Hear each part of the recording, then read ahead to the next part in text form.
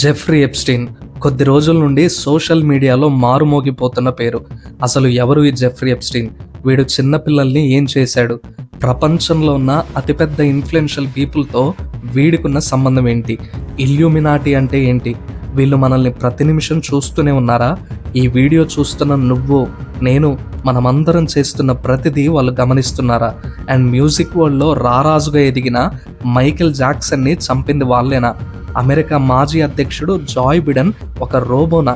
ఈ విషయాలన్నీ తెలుసుకోవాలంటే ఈ వీడియో ఎక్కడ స్కిప్ చేయకుండా లాస్ట్ వరకు చూడండి. ఇది మనమందరం తెలుసుకోవాల్సిన విషయం. ఈ వీడియో చాలా చాలా ఇంట్రెస్టింగ్ ఉండబోతుంది.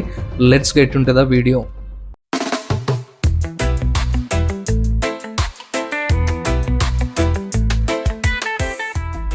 ఎప్స్టీన్, వీడి పూర్తి పేరు జెఫ్రీ ఎడ్వర్డ్ ఎప్స్టీన్. 1953 జనవరి 20న అమెరికాలో జన్మించాడు. 2019 ఆగస్టు 10వ తారీఖున అమెరికాలోని మెట్రోపాలిటన్ కరెక్షనల్ సెంటర్లో మరణించాడు. 2019లో, అంటే ఇప్పటికీ ఎప్స్టీన్ చనిపోయి దాదాపు 7 సంవత్సరాలు అవుతుంటే వీడి పేరు ఇప్పుడెందుకు మనకు వినిపిస్తుంది? ఎందుకంటే వీడు చేసిన పనులు అంత భయంకరంగా ఉన్నాయి. మనిషి రూపంలో ఉన్న నరరూప రాక్షసుడు జెఫ్రీ ఎప్స్టీన్. ప్రపంచంలో ఉన్న మైనర్ బాలికలను ట్రాఫికింగ్ ద్వారా, కిడ్నాప్స్ ద్వారా వాడికున్న ప్రైవేట్ ఐలాండ్లో బంధించి ప్రపంచాన్ని పరిపాలిస్తున్న పెద్ద పెద్ద వ్యక్తులు like Steve jobs, mark Zuckerberg, Bill gates, ప్రస్తుత అమెరికా అధ్యక్షుడు డొనాల్డ్ ట్రంప్ లాంటి వ్యక్తులకు సప్లై చేసి వాడి ప్రైవేట్ ఐలాండ్లో ఇలాంటి పెద్ద పెద్ద ధనవంతులతో అడ్డమైన దారుణాలు చేయించాడు. ఈ మైనర్ బాలికలు అంటే ఈ చిన్న పిల్లల్ని అతి కిరాతకంగా హింసించారు. వాళ్ళని అత్యాచారం చేశారు. వాళ్ళ ప్రైవేట్ పార్ట్స్ని కట్ చేశారు. భయంకరమైన ఎండలో కాళ్ళు చేతులు కట్టేసి భూతద్దంతో వాళ్ళ బాడీ పార్ట్స్ని కాల్ చేశారు. ఇంకా ఎన్నో ఘోరాలు చేశారు. ఇది కేవలం సర్ఫేస్ ఆఫ్ ద క్రైమ్ మాత్రమే. అంటే ఇంతవరకే మనకు కనిపిస్తుంది. ఇప్పుడు ఇంకొంచెం లోపలికి వెళ్ళి చూద్దాం. ఈ జెఫ్రీ ఎప్స్టీన్ ఈ పెద్ద పెద్ద వ్యక్తులకి కేవలం ఒక మేనేజర్ మాత్రమే. ఎందుకంటే ఎప్స్టీన్ ఆల్రెడీ 2019లోనే చనిపోయాడు. వీడు ఆడుతున్న ఆటలో ఏదో ఒక రోజు అకస్మాత్తుగా చనిపోవాల్సి వస్తుందని ఎప్స్టీన్కి ముందే తెలుసు. అందుకే వాడు చేసిన ఈ దారుణాలన్నీ ఒక డాక్యుమెంటరీ లాగా ప్రతిదీ రికార్డ్ చేసి పెట్టుకున్నాడు. అవే ఇప్పుడు ఇంటర్నెట్లో మన ముందుకు వస్తున్న Epstein files. So Jeffrey Epstein 2019లోనే చనిపోతే ఇప్పుడు వీటిని మన ముందుకు తీసుకొచ్చి ఎప్స్టీన్ ఫైల్స్ అన్నిటినీ పబ్లిక్ యాక్సెస్లో పెట్టి ఈ కన్ఫ్యూషన్ అంతా క్రియేట్ చేస్తుంది ఎవరు? అసలు ఎందుకు ఇప్పుడు వీటిని రిలీజ్ చేయాలనుకున్నారు? అండ్ ఎప్స్టీన్ ఫైల్స్లో Donald Trump, Joe Biden, Mark Zuckerberg, Bill Gates ఇలాంటి ప్రపంచ దిగ్గజాలు ఉన్నప్పటికీ వీళ్ళ ఇన్ఫ్లుయెన్స్ని దాటి ఇవి ప్రజల దాకా వచ్చాయంటే వీళ్ళకంటే బలవంతులు, వీళ్ళకంటే ఇన్ఫ్లుయెన్స్డ్ పీపుల్ ఇంకా ఎవరో ఉన్నారు. వాళ్ళెవరో కాదు, వాళ్ళే ఇల్యూమినాటి. ఇల్యూమినాటి అంటే జ్ఞానవంతులు అని అర్థం. 1776లో జర్మనీలో బవేరియా అనే ప్రాంతంలో యాడమ్ వెయిష్ఫుట్, ఈ పేరు బాగా గుర్తుపెట్టుకోండి, మళ్ళీ చెప్తున్నా, యాడమ్ వెయిష్ఫుట్ అండ్ కొంతమంది గ్రూప్ ఆఫ్ పీపుల్ కలిసి ఇల్యూమినాటిని ప్రారంభించారు. వాళ్ళకి చాలా లక్ష్యాలు ఉండేవి. ఈ ప్రపంచాన్ని శాసించాలని ప్రయత్నాలు చేస్తూనే ఉన్నారు. కానీ 1785లో బవేరియా దీన్ని నిషేధించింది. కానీ ఇప్పటికీ సీక్రెట్ సొసైటీ ఇంకా యాక్టివ్గా ఉండి ప్రపంచంలో గ్లోబల్ పవర్ షిఫ్ట్ అవుతున్నప్పుడు, అంటే రీసెంట్ టైమ్స్లో ఇండియా, చైనా, రష్యా చాలా వేగంగా ఎదుగుతున్నాయి. సో ఎప్పుడైతే ఇలా వేరే కంట్రీస్ ఎదుగుతున్నట్టు అనిపిస్తాయో అలాంటి టైంలో ప్రపంచంలో ఉన్న పెద్ద పెద్ద లీడర్స్ని బ్లాక్మెయిల్ చేసి వాళ్ళకి నచ్చిన వాళ్ళకి సపోర్ట్ చేసుకునేలాగా చేసేందుకు ఇలాంటి పనులు చేస్తారని కూడా ఒక కాన్స్పిరసీ ఉంది. సో ఇప్పుడు కమింగ్ టు ద పాయింట్, ఈ సీక్రెట్ సొసైటీకి అండ్ ప్రపంచంలో జరిగిన విచిత్రమైన సంఘటనలకు మేము రీసెర్చ్ చేసిన దాని ప్రకారం ఒక్కొక్క డాట్ని కనెక్ట్ చేసుకుంటూ ముందుకు వెళ్దాం. Dot number 1, Jeffrey Epstein supply చేస్తున్న పిల్లల్ని వాళ్ళు తీసుకెళ్ళింది కేవలం సెక్షువల్ డిజైర్స్ కోసం మాత్రమే కాదు. మెయిన్ రీజన్ యవ్వనం. చిన్నపిల్లల్ని భయపెడితే ఎడ్రినోక్రోమ్ అనే ఒక పర్టికులర్ హార్మోన్ రిలీజ్ అవుతుంది. ఆ హార్మోన్ రిలీజ్ అయ్యాక ఆ రక్తాన్ని తాగితే ఎప్పటికీ యవ్వనంగా ఉంటారని వాళ్ళు నమ్మేవాళ్ళు. అందుకే చిన్న పిల్లల్ని అతి భయంకరంగా భయపెట్టి వాళ్ళ రక్తాన్ని త్రాగేవారు. అంత మాత్రమే కాకుండా ఆ చిన్న పిల్లల్ని వాళ్ళు నమ్మిన ఐడల్ మాలోకి నరబలిచ్చేవారు. ఇందులో పెద్ద పెద్ద యాక్టర్స్, బిలీనియర్స్ ఎందరో ఉన్నారు. Mark Zuckerberg, Elon Musk, bill gates, actor rock, ఇంకా చాలా మంది ఉన్నారు. కొంతమంది అయితే మేము చిన్నపిల్లల్ని తింటామని పబ్లిక్ ప్లాట్ఫామ్స్లో దీని గురించి నోరు కూడా జారారు. ఒక్కసారి ఈ వీడియో చూడండి. I eat children. How old are you? 12. So, oh, okay. Only to 10. That's good. That's good. Children and pineapple.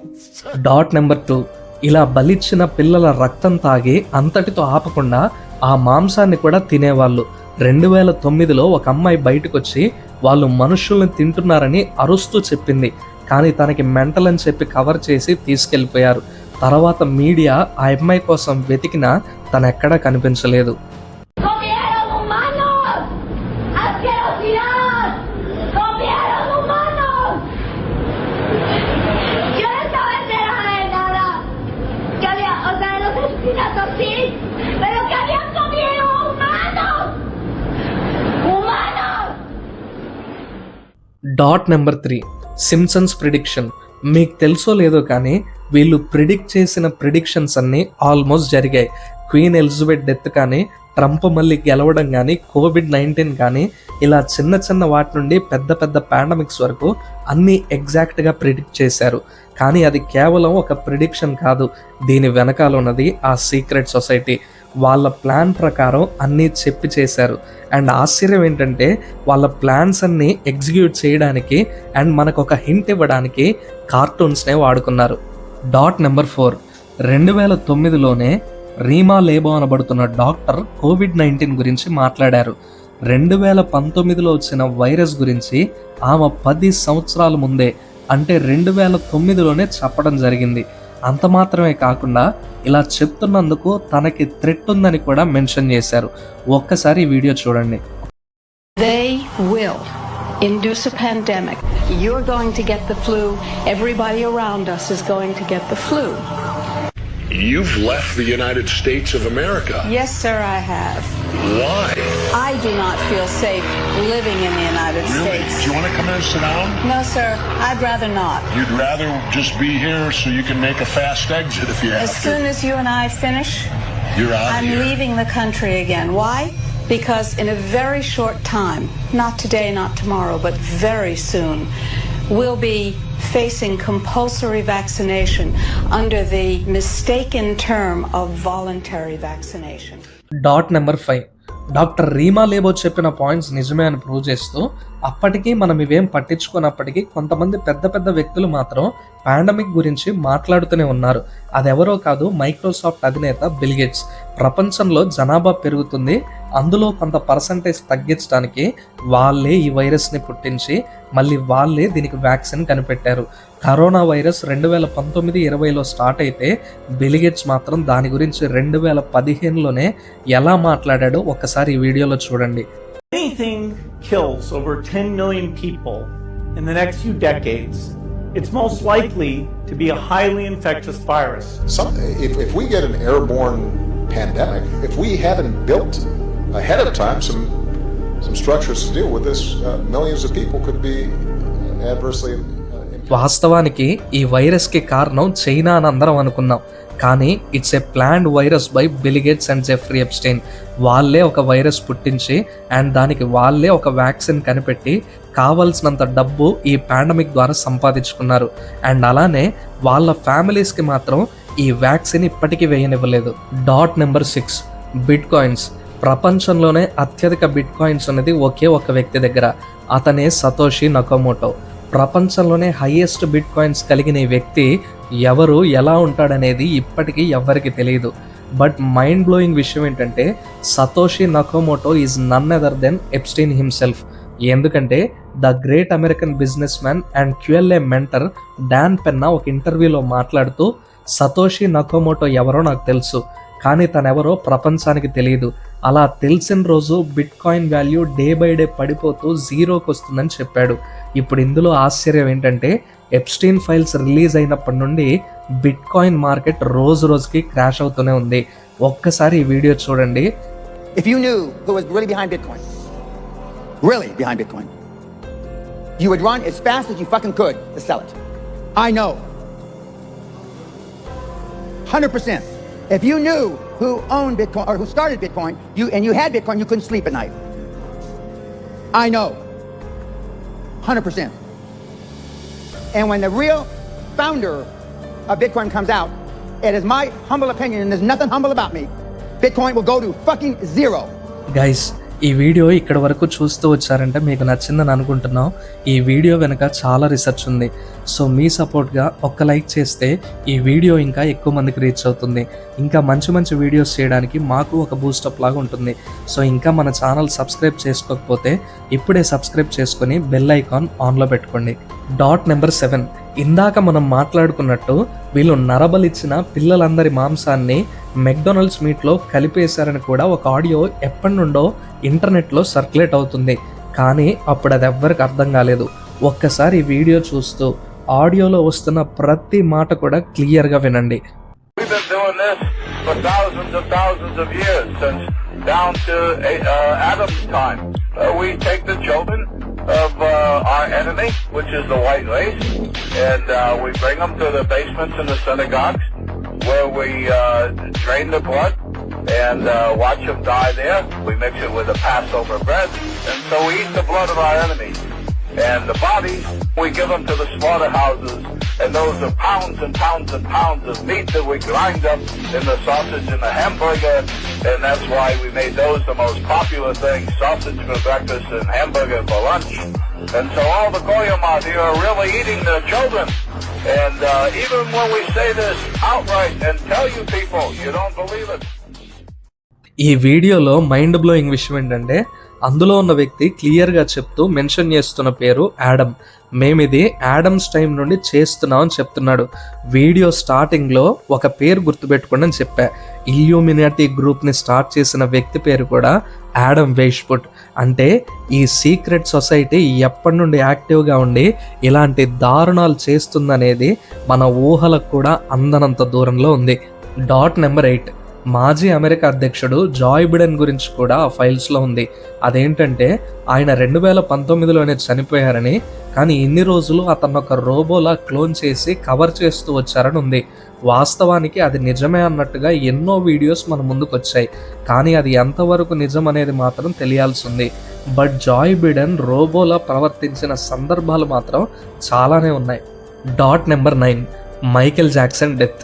Michael జాక్సన్ని కూడా ఈ సీక్రెట్ సొసైటీ వాళ్ళు కంట్రోల్ చేయాలని చూశారు. ఎందుకంటే అప్పట్లో ఆయన క్రేజ్ అలాంటిది. మొత్తం మ్యూజిక్ ఇండస్ట్రీని ఒక రారాజులా ఏలేవాడు. సో ఇతన్ని కంట్రోల్ చేస్తే మొత్తం మ్యూజిక్ ఇండస్ట్రీని కంట్రోల్ చేయొచ్చు అని ట్రై చేశారు. కానీ ఈయన మాత్రం లొంగలేదు.